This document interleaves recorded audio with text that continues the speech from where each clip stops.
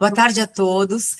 É com grande satisfação que o Museu das Águas Brasileiras recebe Maurício Andrés Ribeiro para essa entrevista. Maurício construiu uma trajetória dedicada à reflexão e à ação em torno das questões ambientais. Em sua obra Hidrosofia, Saberes sobre as Águas, o autor propõe um olhar inovador e necessário para os desafios do nosso tempo. Sua abordagem transdisciplinar dialoga diretamente com a missão do Museu das Águas Brasileiras, de valorizar as múltiplas dimensões da água, científica, histórica, cultural, educativa e simbólica, promovendo uma nova cultura da água baseada no cuidado, na cooperação e na responsabilidade compartilhada. Por isso, eu agradeço a presença do Maurício. Seja muito bem-vindo, Maurício. É uma honra para o Museu das Águas Brasileiras compartilhar esse diálogo com aqueles que acreditam que cuidar da água é também cuidar da vida, da cultura e do futuro. Eu que Boa agradeço. tarde, Maurício. Boa tarde, eu que agradeço aí o convite para estar aqui conversando com vocês. Então, Maurício, nós vamos iniciar perguntando para você o que seria hidrosofia? Como que nasceu essa ideia da hidrosofia? Hidrosofia é uma palavra que ainda não existe nos dicionários, é um neologismo, né? Mas ela deriva do grego, né? O grego hidro, que é água, sofia, que é saber, sabedoria, né? É a sabedoria das águas, né? Essa proposta nasceu a partir da minha experiência em trabalhar com a questão das águas, desde a gestão pública local, municipal. Eu fui secretário de Meio Ambiente em Belo Horizonte, depois eu fui presidente da FEAM, da Fundação Estadual de Meio Ambiente de Minas Gerais, né? E depois eu vim para Brasília e trabalhei no Ministério do Meio Ambiente e na Agência Nacional de Águas e Saneamento Básico. Então, essa vivência com os temas ambientais e hídricos me mostrou que, basicamente, a gestão das águas é uma gestão de conflitos, né? Existem muitos conflitos pelo uso da água no mundo inteiro e no Brasil também, né? Conflitos de várias naturezas, como, por exemplo, entre estados da federação, né? Alguns anos atrás teve um estresse aí entre São Paulo e Rio de Janeiro, conflitos entre os múltiplos usos da água, muitas vezes a geração de energia entra em conflito com o uso hidroviário, com a irrigação em conflito com o abastecimento humano, né? Então, conflitos de várias naturezas, né? O lazer, esporte e turismo, às vezes, conflita também com o uso dos reservatórios para a produção de energia elétrica, né? Tem conflito que não falta, né? Bom, e existem várias maneiras de resolver esses conflitos, ou por modo negociado e participativo, como o que foi proposto pela Lei de Recursos Hídricos brasileira, quando ela criou os comitês de bacia hidrográfica, quando criou também os conselhos de recursos hídricos, né? Então, o que foi a visão ali naquele momento? Foi colocar numa mesma mesa vários atores com seus interesses distintos, com as suas demandas distintas, e tentar harmonizar esses interesses, tentar resolver de forma não violenta esses conflitos. Porque uma maneira de resolver conflito também é pela violência. O mais forte impõe a sua vontade e aquilo ali passa a vigorar. Mas a lei brasileira teve essa qualidade, né, de tentar viabilizar uma gestão participativa e democrática das águas, né? Hoje já passaram 30 anos daquela lei e a gente pode perceber que ela teve muitos ganhos, né? O fato dela ter existido resolveu muitos conflitos, resolveu muitas questões de gestão das águas, mas ao mesmo tempo ela tem limitações, né? Eu posso apontar duas aqui que eu acho que são, no meu modo de ver, fundamentais. São, primeiro, é um viés economicista e utilitarista da lei, né? Quer dizer, ela enfatiza a água como um recurso econômico, né? Um recurso da natureza que estaria à disposição dos seres humanos para ser usado e abusado, né? Do jeito que aprouver mesmo os desejos, as demandas de vários atores da sociedade. Então, essa visão da água como um recurso, ela deixa em segundo plano uma visão da água que é a água como um patrimônio, como uma riqueza a ser cuidada e protegida, né? A ênfase é no Sim. consumo, no uso, no valor econômico da água, né? A lei fala muitas vezes de o valor econômico da água e não fala Sim. nunca do valor ecológico da água, né? Diferentemente da Diretiva Quadro Europeia, que fala muito do bom estado ecológico das águas, né? Assim, a legislação europeia das águas tem um enfoque diferente. Então, esse é uma primeira questão. Uma segunda questão que eu vejo também é que, com o tempo, e com o funcionamento na vida real dos comitês e dos conselhos, né, aqueles atores que têm maior poder econômico, maior poder político, maior poder de informação e de conhecimento, eles passam a dominar, né? Eles capturam aqueles colegiados para os seus interesses, né? Então, isso a gente vê acontecendo em muitas bacias do Brasil, né, hidrográficas, aonde esses comitês são capturados por alguns interesses e aquelas pessoas ou os segmentos da sociedade que têm menor poder econômico, político e também de informação ficam em desvantagem, vamos dizer assim, as decisões que são tomadas a favor dos mais fortes, né? Então, essa gestão participativa e democrática também, no meu modo de ver, foi muito importante, mas precisa de ser aprimorada daqui para frente, né? Então, eu convivi durante minha vida profissional, aí nos últimos 20 anos, na Agência Nacional de Águas, né? Saneamento básico. Uma agência que é altamente qualificada, tem grandes especialistas, tem grandes doutores e mestres em várias disciplinas, né? E que fazem um bom trabalho. Agora, existem esses problemas de fundo que a Ana está sujeita a eles, que são vamos dizer assim, limitações da própria legislação e da política, né? Então, isso está sendo insuficiente para dar conta dos grandes problemas relacionados com a água. E eu citaria um primeiro deles, me parece que é muito importante hoje em dia, que é a questão das mudanças climáticas, né? Porque a água é a substância da natureza que reage mais diretamente às variações de temperatura, né? Então, esquenta, a água evapora, ou então o gelo derrete. Esfria, a água congela, né?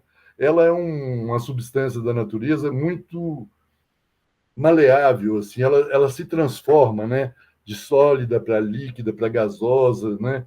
E então, todas as grandes questões hoje em dia ligadas a mudanças climáticas, muitas vezes têm a ver com a água, né? Com o excesso de água nas enchentes, nas inundações, com a falta de água também nas secas, nas estiagens, nos incêndios florestais, tudo isso que a gente vê aí acontecendo no mundo inteiro e no Brasil também, né? Então, dentro desse contexto aí, e considerando inclusive um relatório da ONU que saiu agora em 2026, que fala não apenas que o mundo passa por crises hídricas ou emergências hídricas, mas eles usam a palavra falência hídrica, né? O mundo passa por uma situação de falência hídrica. Em muitas situações, em muitas regiões, em muitas sociedades, a, a disponibilidade de água está muito aquém do que é a demanda dos vários usos pela água, né? E então, nessa situação de falência hídrica, tem também um outro agravante, é que a água sempre foi usada como meio para diluição de poluição, né? Então, você faz um emissário submarino na beira do Sim. oceano e joga aquele esgoto todo e lixo da sociedade lá para o oceano diluir aquilo ali, como se isso fosse uma solução para o problema da poluição. E não é, né? Então, a água também aceitou ser isso, né? Ser um meio para receber o lixo dos lixões das cidades, o esgoto, etc., né? Então, é um comportamento nosso em relação à água, nosso, que eu digo da sociedade, dos seres humanos, eu diria, hidrocida, né? Que mata a água, é um hidrocídio, né? Nesse sentido de que está tratando mal aquela água, né? E aí, dentro desse contexto, é que eu vi assim, bom, os conhecimentos que a hidrologia nos traz, né, que a ciência nos traz, que a meteorologia, a climatologia, todos os campos das ciências nos trazem, são importantíssimos, mas eles não são suficientes para nos levar a uma situação de uma relação mais amigável com a água, né? Então, a hidrologia é muito importante para obter os dados meteorológicos, os dados de chuva, de vazão de rios, né? Também transformar isso em informações, processar isso, transformar em conhecimento, mas dentro daquilo que eu formulo assim como a pirâmide da hidrossabedoria, né? Dados, informações e conhecimento são uma parte dessa pirâmide, né? Mas o ápice da pirâmide é a sabedoria no uso da água. E daí veio a ideia da hidrosofia, né? A sabedoria no uso a sabedoria na relação nossa com a água, né? E então o livro, esse livro, né, que tem esse título, Hidrosofia, ele vem para lidar com a água dentro dessa perspectiva, não uma perspectiva apenas, vamos dizer assim, racional, intelectual, Sim, científica, mas que vai um pouco além disso aí, né? Então, vai. essa que é a proposta desse livro, né? Só essa primeira fala, realmente, eu acho que o livro traz é essa parte, chega a ser emocional, né? Porque se a gente for pensar, tudo está relacionado com a água. Tudo. É o que você disse, ela é maleável, ela é, como que eu posso dizer? Meus filhos querem ver a neve. A neve, o que que é? É água, né? É, Em forma de gelo. É, quando falta água, quando tem água em excesso. Então, assim, eu creio que vai trazer, né? Está trazendo para muita gente uma reflexão que chega, a gente tem que ter essa sabedoria para lidar com tudo isso, e aí tem que ter essas questões de educação ambiental, é um negócio muito amplo, é, né, para a gente colocar em prática tudo isso que você citou, você imagina o que a gente vai ter que ter de gente capacitada, né, porque é exatamente. complexo, é muito complexo. Nossa, eu tô falando porque, assim, independente do que a gente vai gravar ou não, eu já fiquei emocionada só de ouvir você falar. Ah, Porque eu pois é. trabalho com conflito, né, os usos múltiplos, a Uhum, Lei 9433. Então, assim, a aquicultura, né, no caso, uhum, em lagos, a aquicultura, ela está poluindo, sim, ela polui, só que daí é o que você disse, a gente está usando a água como um meio de receber esse dejeto, esse lixo, esse impacto, né? Vai diluir esse efluente. Então a gente usa ela, né? é. É uma questão muito complicada. A gente usa, ela faz, como que eu posso dizer? Ela faz favor para nós. Ela é muito receptiva, né? A água tem essa Receptiva. qualidade, né? Ela é paciente também, né? Ela é Ela contorna os paciente. obstáculos, ela flui, ela está sempre em movimento, né? Ela, ela tem uma série de qualidades que eu acho que faria muito bem para os seres humanos se aprendessem a se comportar olhando para a água, como é que ela se comporta, né? E a gente também tivesse esse tipo de relação, uma relação mais De gratidão, de gratidão, de uma sensibilidade maior, né? E sensibilidade, não apenas essa visão assim um pouco materialista e utilitarista que economicista, né, que domina você muito hoje em disse. dia, né? Assim, talvez a gente tenha que ainda evoluir um pouco para chegar lá, né? Você pretende traduzir esse livro para outras línguas? Porque eu acho que isso vai para o mundo, viu? Olha, bom, se aparecerem pessoas interessadas, editoras, etc., eu acho que é um conhecimento que Vale. vale a pena divulgar mais, né? Eu fiz esse livro, a dedicatória dele é para os meus netos, né? Porque eu tenho 4 netos de 8 a 12 anos, e para a geração deles, né? Porque eu acredito que a geração deles vai ter que cada vez mais se relacionar de uma maneira sábia com a água. Não vai poder continuar a tratar a água do jeito que ela vem sendo tratada assim por, por nós e pelos nossos antepassados, né? Então eu dediquei esse livro a eles porque a eles é a geração deles, né? Porque essa geração vai ter desafios muito sérios aí para Muito. resolver relacionados com a água. E aí uma das maneiras de superar e de dar resposta para esses desafios é através da educação e da cultura, né? É. Assim, através da hidroalfabetização.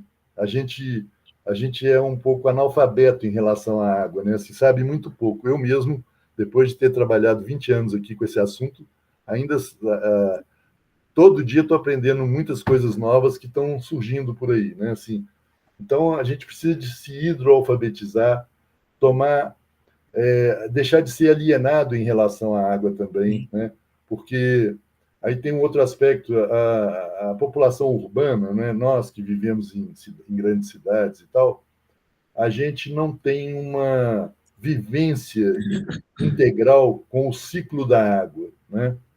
A gente abre uma torneira e vê a água sair, e ela some ali no ralo, você não sabe de onde que ela veio, aonde que ela foi tratada, se ela veio de um manancial de superfície ou subterrâneo, né? Para onde que ela foi, se ela foi tratada depois antes de ser devolvida para a natureza ou não, né? A gente vive num estado de hidroalienação, né?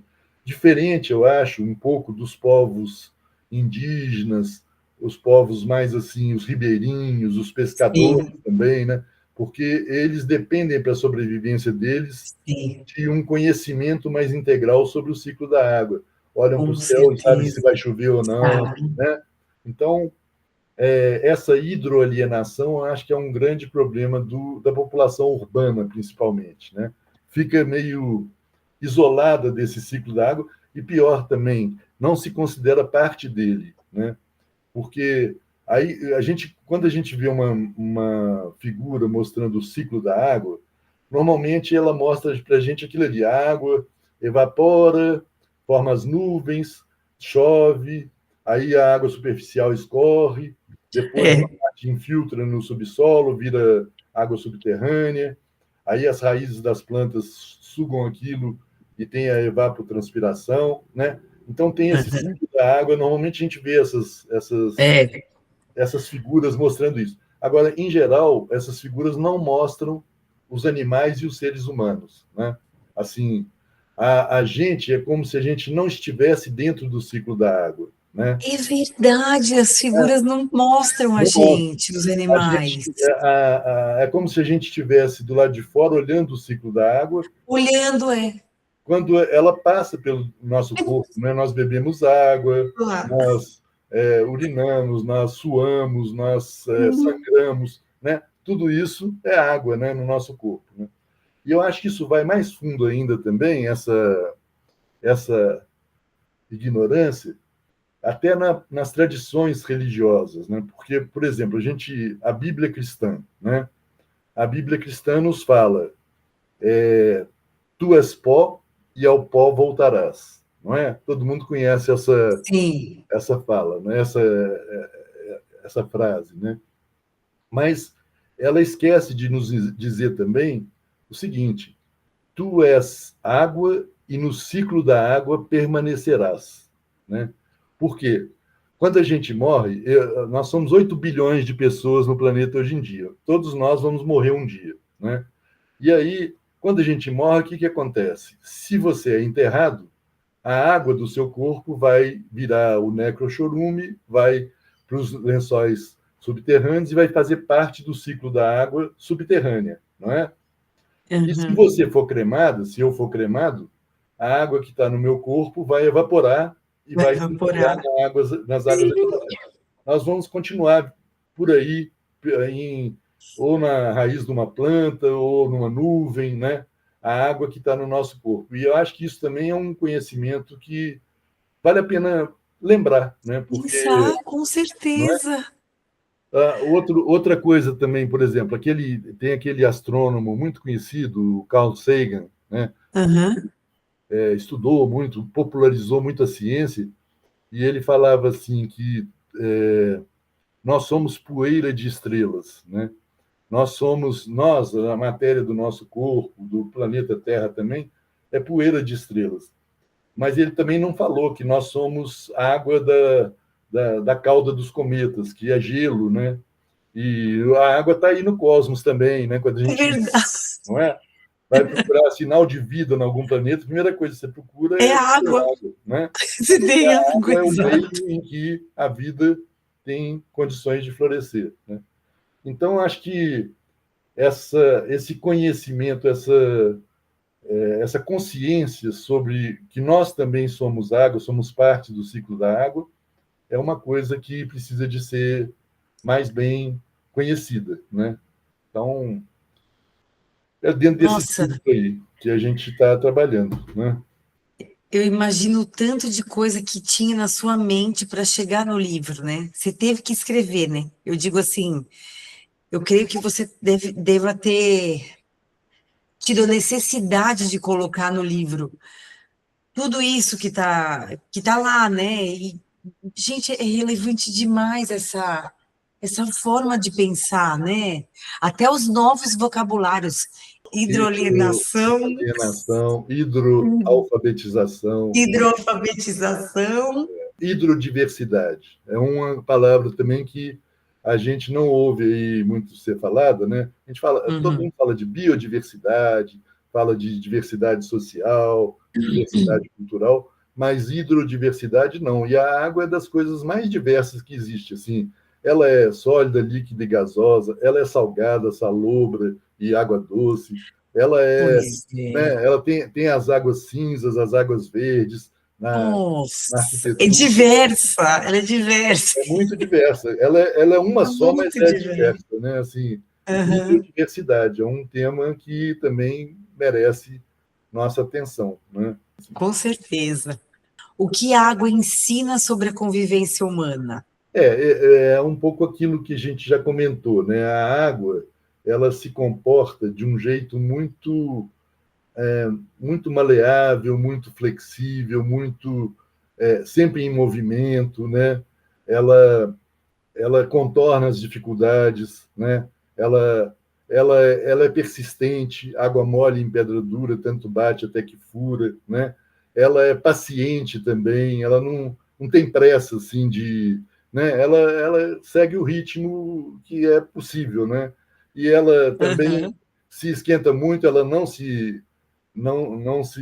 esquenta a cabeça, ela evapora, né?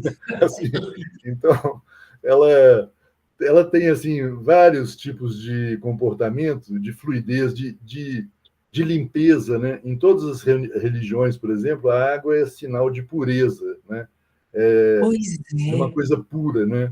E ela recebe a nossa sujeira assim sem protestar muito, né? E leva aquilo adiante. Então, eu acho que a convivência humana, se quiser evoluir também para uma coisa assim menos violenta, menos ofensiva, assim, pode aprender muito com como é que a água se comporta, né?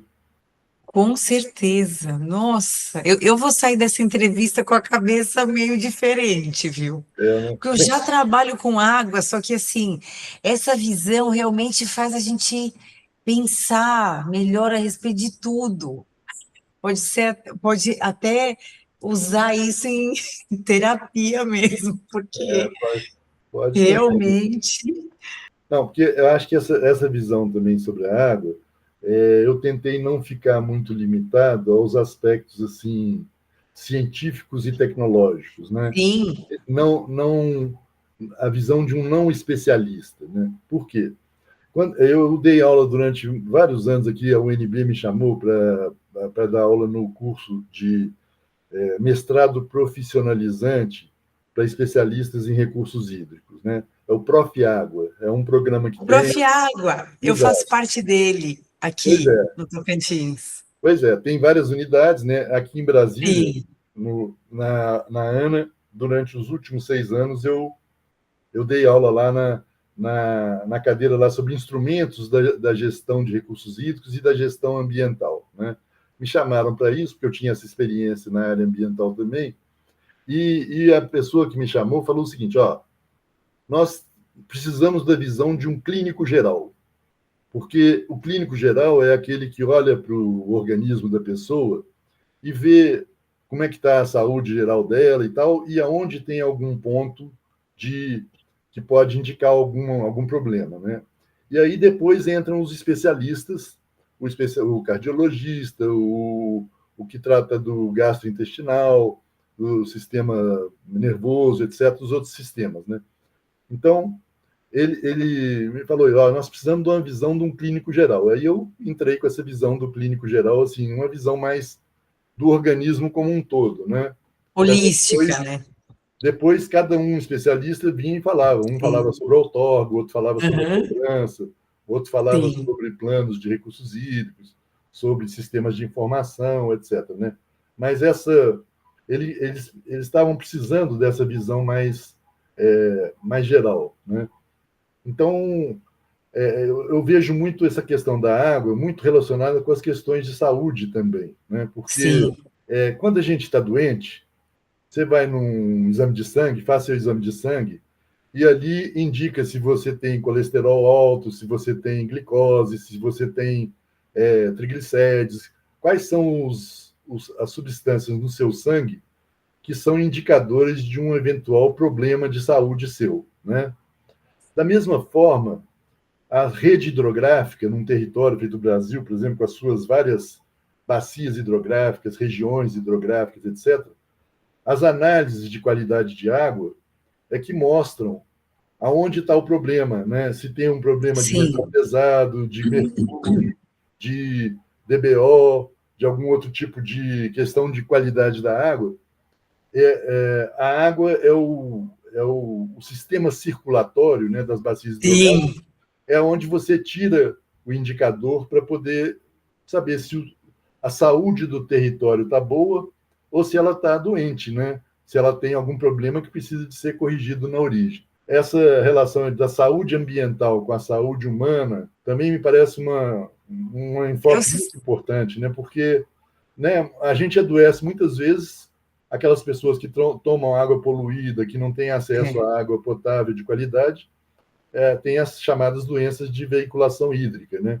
Então, sim. tem essa relação muito direta da saúde ambiental com a saúde da sociedade e com a saúde humana também. E a saúde animal também, né? Você conhece bem como zootecnista, né? Que você é, É, né? é. Tem tudo a ver com a questão da água, né? Então, Adorei. O exame de sangue é a análise de qualidade de água. É isso aí. não É é, verdade. é a analogia que a gente pode fazer de um sistema É. circulatório humano com o sistema circulatório Ah, do território.